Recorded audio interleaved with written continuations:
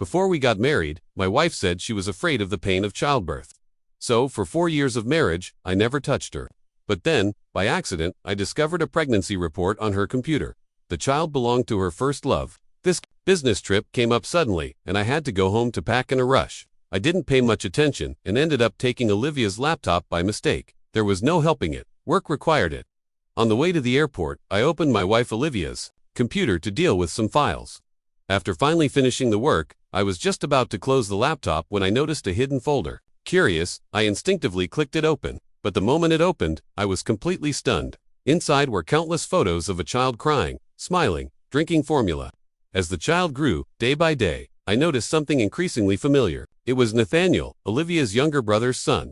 I let out a sigh of relief. Olivia, as Nathaniel's aunt, often brought him over to play. But as I kept scrolling, I suddenly saw a pregnancy report. The name on it was Olivia's. The breath I had just released suddenly caught in my throat. A wave of rage surged through me. I still remember, before we got married, Olivia once held a photo of a child in her hands, her face filled with fear. "Alexander, I don't want to have children. The cost is too high. I'm afraid I won't be a good mother." At the time, I just thought she didn't like children or feared raising one, so I agreed. But it's been 4 years of marriage. She had 4 years to prepare. Even when her family urged us to have kids, I took all the blame on myself. No one knew that I had never even touched Olivia after we got married. I swallowed all my frustration. In silence, I even supported her bringing Nathaniel over often, hoping she'd grow to like children, but I never expected he might be her biological son. I ordered the driver to turn around and go home. When I got home, Olivia was happily chatting. On the phone, she stiffened and quickly hung up when she saw me. "Honey, why are you back?" I kept a straight face and opened the laptop. "Explain." She looked puzzled and walked closer, but when she saw the photos on the screen, her face changed instantly. "Honey, why are you going through my computer?" I snorted coldly. If I hadn't, I wouldn't have discovered this huge secret. "You've been hiding." She sighed softly. "You're overreacting. Those photos and the pregnancy report belong to my sister-in-law. She and my brother had the baby before getting married. It didn't look good. So, our family agreed to register the prenatal documents under my name. If you hadn't brought it up, I'd have forgotten all about it." As she spoke, she stood beside me and gently stroked my back. Her calming touch soothed my anger, and I started to reconsider. Maybe I had been too quick to judge. Her younger brother, Henry, was always a playboy. The child was born right after he graduated high school, so of course, they had to keep it quiet. Considering how her family favors boys over girls, using Olivia's name on the record seemed plausible. I let out a deep breath and hugged Olivia. "I'm sorry, honey, I misunderstood you." But once I boarded the plane, doubts started creeping back in. There were pregnancy photos in that folder, too. Not professional ones, but clearly taken at home with care. The faces had been cropped out, but something about them felt familiar. I vaguely remembered seeing a small birthmark on the lower back of the woman in the photos, and Olivia had that exact same birthmark. I got off the plane feeling uneasy. Lately, Olivia had indeed been acting differently. We met 4 years ago. She was an employee at my company and almost got taken advantage of by someone. I stepped in and protected her. After that, she started bringing me breakfast every day, showing care and concern. It didn't take long for me to fall in love with this vibrant young woman. We soon got married. After marriage, I never let her suffer a bit. She stayed home as a full-time wife, spending her days shopping and relaxing. Housework was done by maids. But a month ago, she suddenly said she wanted to work at a coffee shop. I thought it was just a hobby. After all, she had always made me a cup of coffee every morning before I went to work. But now, something felt off. This business trip was supposed to last 5 days. I wrapped everything up in 3 and came home early. I didn't tell Olivia. When I opened the door, she gave me a big surprise, but the maid wasn't home, and I went upstairs. The bedroom was a complete mess. It looked like we'd been robbed. Then I saw a pair of shorts that definitely weren't mine. And in the trash, used condoms. I froze. If I still didn't know what was going on, I'd be a fool. I kept calm and pulled up the security footage from my phone. I'd never doubted Olivia before, but now they were cautious. The security system had been turned off. So, I contacted building management and used the excuse of a missing car to pull a month's worth of footage. Watching the videos, I was completely devastated. In the past month, I had gone on 3 business trips. Each time, Olivia brought the same man home, and they even used one of the cars under my name. In the surveillance footage, Olivia sat in the passenger seat, her face full of happiness. The man beside her seemed to deliberately avoid the camera. His face was never clearly visible. I took out my phone and recorded the footage. I didn't tell Olivia I had come back. Instead, I hired a private investigator to follow her. Very soon, the PI sent me a video. In it, Olivia and that man were inside my house with the curtains wide open. The man looked a bit overweight, with a round face and large ears. Olivia didn't show a hint of disgust. Her eyes were filled with affection, her arms wrapped tightly around his neck. He had his back to the camera, so I couldn't tell who he was. The two were passionately kissing. I felt sick to my stomach. A cigarette and took a deep drag. I told the investigator to keep digging. At the same time, I started planning my next move. Even if Olivia had cheated, I couldn't let this scandal damage my reputation. When I returned from my trip, everything at home looked just like before. Olivia greeted me like she always did, hugging me, acting all coy and sweet, but I wasn't in the mood. The moment I stepped into the bedroom, I felt nauseated. Just imagining her fooling around with her lover in my house, my bed, made my skin crawl. I couldn't take a single step further into that room. That night, I made up an excuse to work in the study. When the time seemed right, I checked. Olivia was already asleep. Under the dim light, I noticed faint love bites on her neck. My fingers curled into a tight fist. This shameless woman. I shot her a cold glare, then took her phone, and went into the study. The password hadn't changed.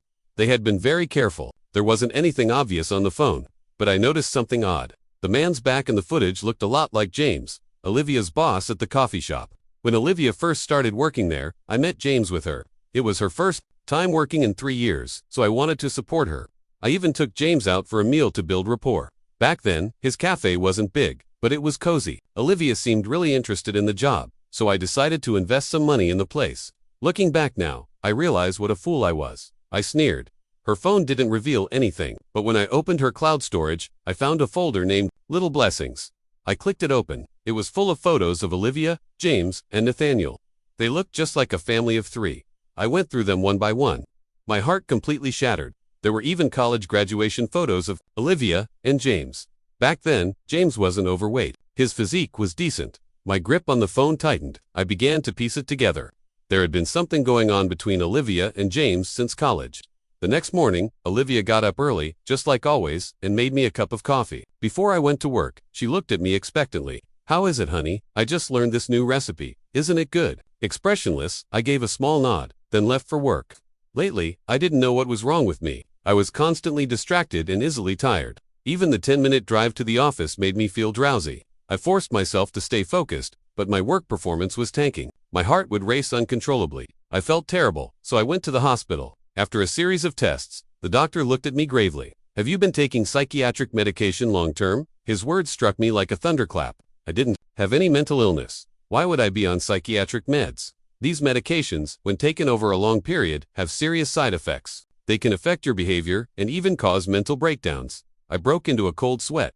You need to stop immediately. If you don't, your life may be at risk. I took a deep breath, walked out of the hospital, and still couldn't figure out who hated me this much. Even in business, enemies wouldn't have daily access to me. And then a name popped into my mind, Olivia, and the coffee she made for me every morning.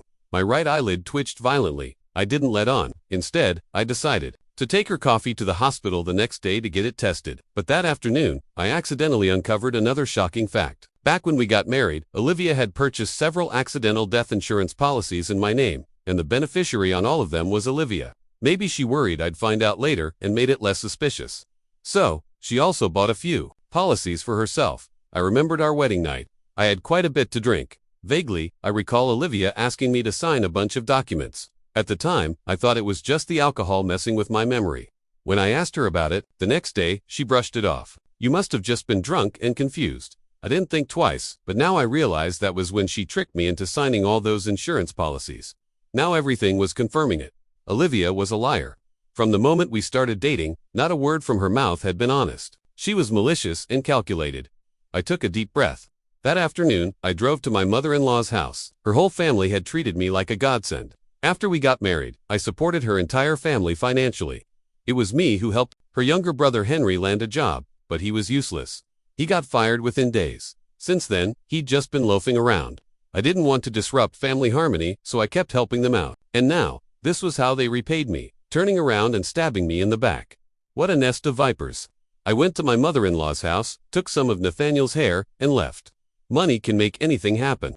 After rushing the process multiple times, the DNA test finally came back.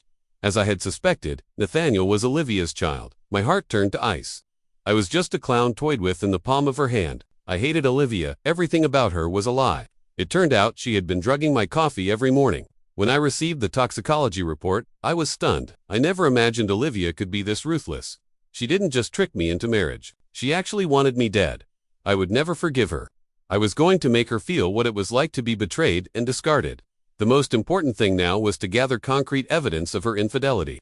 She wouldn't get a single cent from me. Letting her walk away with nothing would be too kind. I wanted her to regret everything she had done. I stared at the files the investigator had sent. One by one, I read through them. It turned out James was Olivia's first love.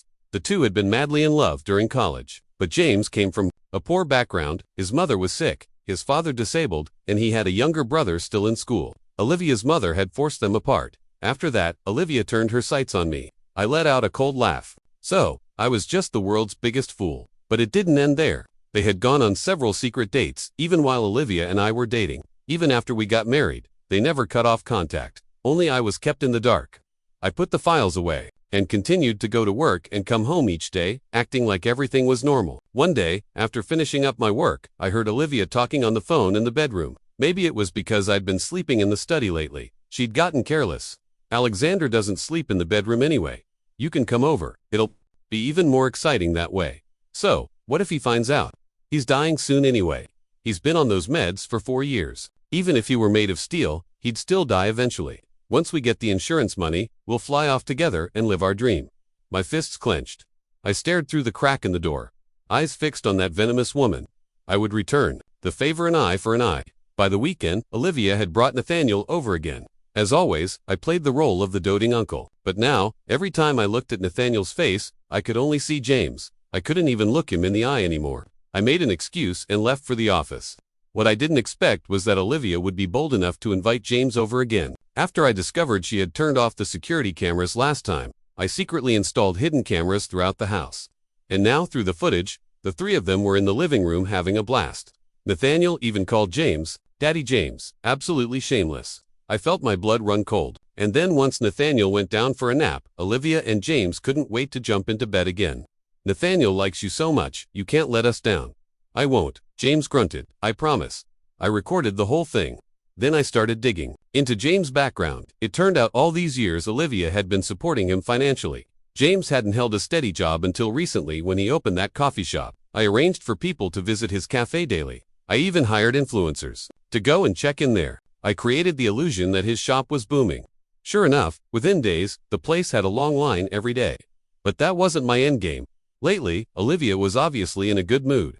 She would hum cheerful tunes whenever she came home from work. I didn't burst her bubble. Instead, I doubled down on promoting James's coffee shop. There were even investors stepping in to fund expansion plans. One day, Olivia came home and couldn't stop gushing about James. I can't believe our boss is such a business genius. Give it a year, or even half a year. His coffee shops will be all over the city. And that's not the end. Our goal isn't just City A, we want to go national. Someday we'll be even bigger than your company. I didn't burst her fantasy. I just smiled and nodded. Wish you both great success. She was so caught up in her joy that she didn't notice the sarcasm in my words. Soon, James's second location had secured a spot and started construction. Watching them so happy, I was happy for them, too. Happy for how hard they were going to fall. But as James got busier, Olivia seemed increasingly unhappy. She started coming home earlier. There was a clear air of heartbreak around her. One day, she didn't even care that I was home. She looked gloomy and didn't even bother to fake a smile. I asked her what was wrong, but she said nothing. Inside, I was overjoyed. A few days earlier, the private investigator had sent me photos. James with another woman. After all, no one understands men like other men do. James was a textbook nouveau rich. Once he had money, he turned to food, drink, and women. I knew far more about all of this than Olivia did. The next day, my mom invited us over for dinner. Olivia was clearly in a bad mood, probably because James had broken her heart again. But this time, she agreed to come home with me. During dinner, my mom kept picking out food for Olivia. But Olivia, still in a sour mood, didn't even try to put on a pleasant face. I frowned. Olivia, have you not been sleeping well lately? Young people need to take care of their health, my mom said kindly. Olivia replied coldly, barely acknowledging her. Then my mom brought up the topic of children. You know our old neighbor, Amelia. She just had another chubby grandson. He's adorable. I'm not pressuring you or anything. I know you young folks have your own plans, but you've been married for a while now. Maybe it's time to think about settling down. Who knows what nerve that touched? Olivia suddenly slammed her chopsticks down. We agreed before we got married that we wouldn't have children. Your son was on board with that, so don't start pressuring me now. My face darkened. Olivia, what is that supposed to mean? Can't my mom even say a word now? She's concerned about us. You're the junior here. What's wrong with listening politely? I had never raised my voice in front of my parents before. My mom clearly hadn't expected Olivia to react like that either. After all, for years, every time we had dinner together, she always made Olivia's favorite dishes. She'd never meddled in our private life, all for the sake of peace. She even genuinely liked Olivia, so much so that she gave her 10% of her company shares. And yet, even after all that, Olivia was still dissatisfied. I don't want to hear any more nagging. Don't invite me next time. With that, she stormed out, slamming the door behind her. I looked terrible. Even then, my mom tried to defend her. Don't take it to heart. Why argue? It's your life, the two of you together. It was my fault. I shouldn't have said anything. I shook my head and did my best to comfort my mom. After dinner, my dad pulled me aside for a serious talk.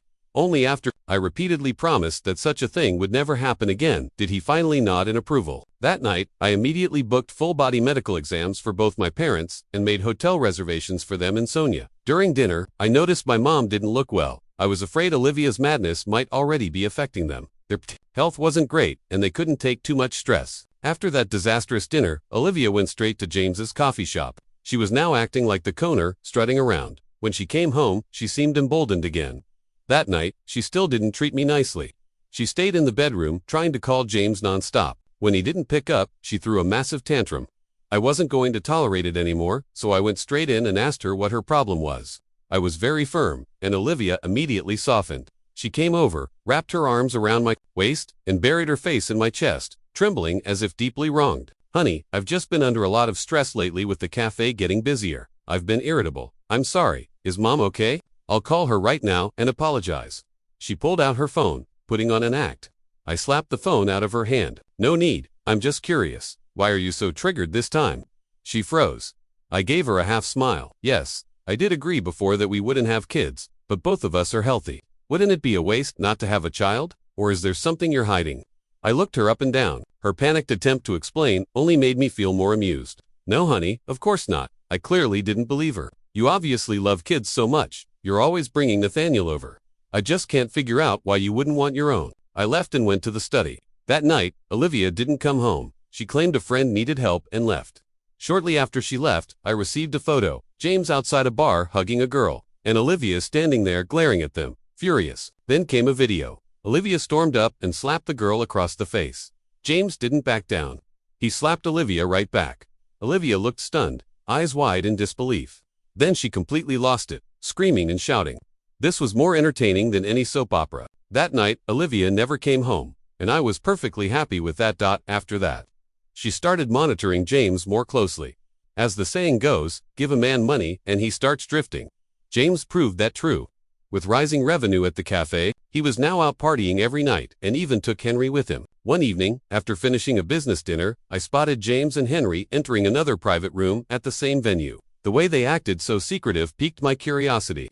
After seeing my clients off, I went to the room next door and listened in. They started drinking like pros. Henry began flattering James. Bro, I always knew you had it in you. You've really made it now. Don't forget your little bro. Okay. When Henry brought up the past, James let out a cold snort. Back then, when I was with your sister, your whole family was against us. Regret it now, don't you? Regret? Not a chance. Compared to me, James' wealth wasn't even a drop in the bucket.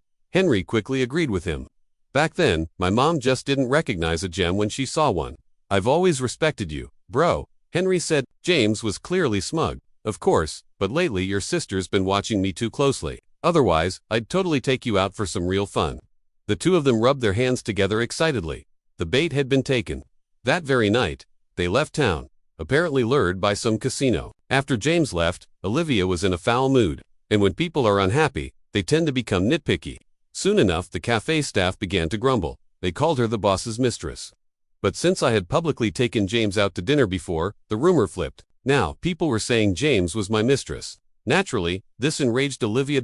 Around that time, she started hiring new staff. The cafe went through a massive personnel shakeup. It was at the peak of its popularity, and replacing the team was like changing the flavor of a dish. Soon, customers began complaining that things didn't taste the same. Business quickly dropped off, with daily revenue shrinking and renovations at the second store unfinished. James blew a fuse. He rushed back overnight and gave Olivia a fierce scolding right there in the cafe. "It's because of you that my luck went south. I lost all that damn money, and you're still acting high and mighty. Who the hell do you think you are?" Olivia burst into tears, right on the spot. "James, do you have a conscience? All these years without me, you'd be starving by now. Now, you've made a little money, and it's all gone to your head. I'll kill you." The two of them got into a physical fight, right there in the cafe kitchen. That night, Olivia came home with visible bruises on her face. I asked her what happened. She threw herself into my arms and started bawling. "Honey, I'm quitting. I won't go back to work again. I just want to be your full-time wife. You've always loved me the most." Tears and snot covered her face. If I didn't know the truth, I might have felt sorry for her, but clearly, she got burned by her lover and now came running back for comfort. Too bad I wasn't in the mood. I gave her a few half-hearted words and returned to my study. Later that night, she brought me a bowl of soup. It was the only time she'd shown me any affection in weeks. "Honey, you've been working so hard. I specially asked Isabel to make this soup for you. Try it and get some rest." She sat down on my lap while saying this. I frowned, feeling annoyed. I pretended to take a sip and then waved her off. "All right, that's enough. Go get some sleep. I still have work to do." Her eyes flashed with dissatisfaction. "Then I'll stay here and keep you company." "No need. Go rest or I'll feel bad." In the end, she didn't insist and walked back to the bedroom, looking back 3 times with every step. As soon as she was out, my face darkened. I rushed to open the window. The moment she walked in, I smelled a pungent, cloying perfume. If she'd stayed a second longer, I might have vomited. Luckily, everything was going exactly as I planned. My parents' medical reports came back. Other than a few typical age-related issues, everything was fine. Only then did I breathe a sigh of relief and immediately sent them on a vacation. With nothing weighing me down, I could focus better on what I was doing. James had one big loss the first time he took Henry gambling. That was all part of my setup. I needed them to bite slowly. It was more fun that way. Meanwhile, Olivia hadn't left the house or gone to work in a while. Business at the cafe was deteriorating. James stopped caring. Olivia grew angrier. The gap between them widened. But one night, Olivia was in an unusually good mood. I raised an eyebrow. She couldn't even wait until the next day and went out that very night. I already knew exactly why. That afternoon, the casino manager told me James had lost everything. Not just what he'd won recently, but also all the cafe's money. What else could he want from Olivia? Sure enough, that same night, I got a bank alert, a large withdrawal from my account. After discovering that Olivia had been transferring money out for years, I'd started monitoring every transaction on the card I gave her. I took note of this withdrawal. I wouldn't forget it. With the cafe business failing, the investors started making noise, demanding their money back. Now, even the renovation of the second store had come to a halt. Olivia had been having a streak of bad luck for days, but they were completely out of money. So, she turned her attention back to me. But this time, I didn't give her the chance. "Honey, my company's having some project issues lately. Why don't you consider selling some of the luxury bags I bought you? Don't worry, once I bounce back, I'll buy them all back for you." Her face fell in panic. "What happened?" I hesitated, mumbled something vague, and assured her I could handle it, but that was enough to shake her up. I had already put a spending limit on her bank card. She couldn't withdraw any money now. James was a bottomless pit, and so was Henry. Sure enough, Olivia's parents called me. "Son-in-law, are you busy? Mom and Dad are a bit strapped lately. Could you help us out a little?" I pursed my lips, looking troubled. "Didn't Olivia tell you?"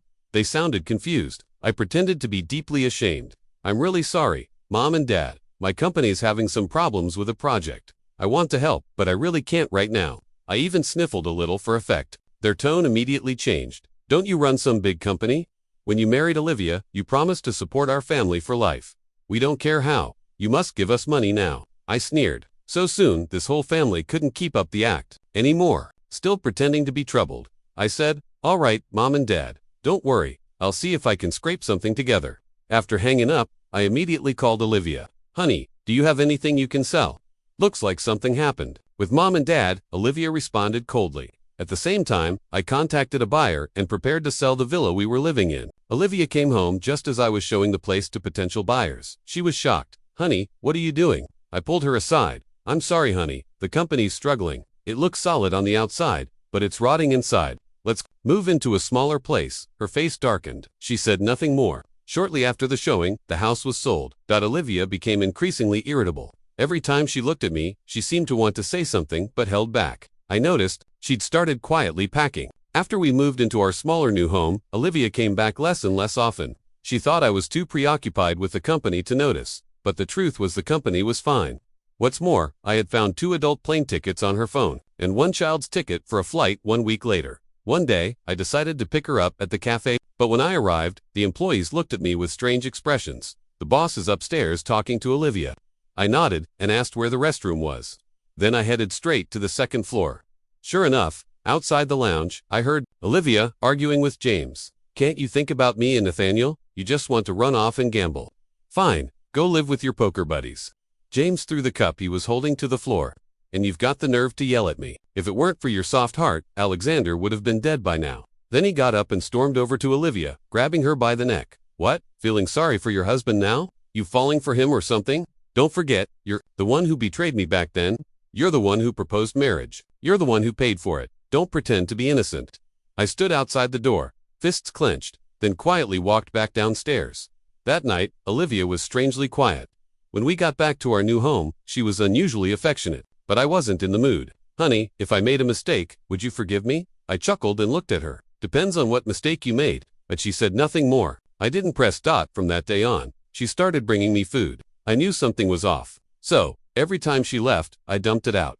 At the same time, I began pretending to be weak and sick. Olivia took the bait. One night, after I pretended to fall asleep at my desk, she crept into the study. She gently stroked my hair and called my name a few times. When I didn't respond, she finally showed her true face.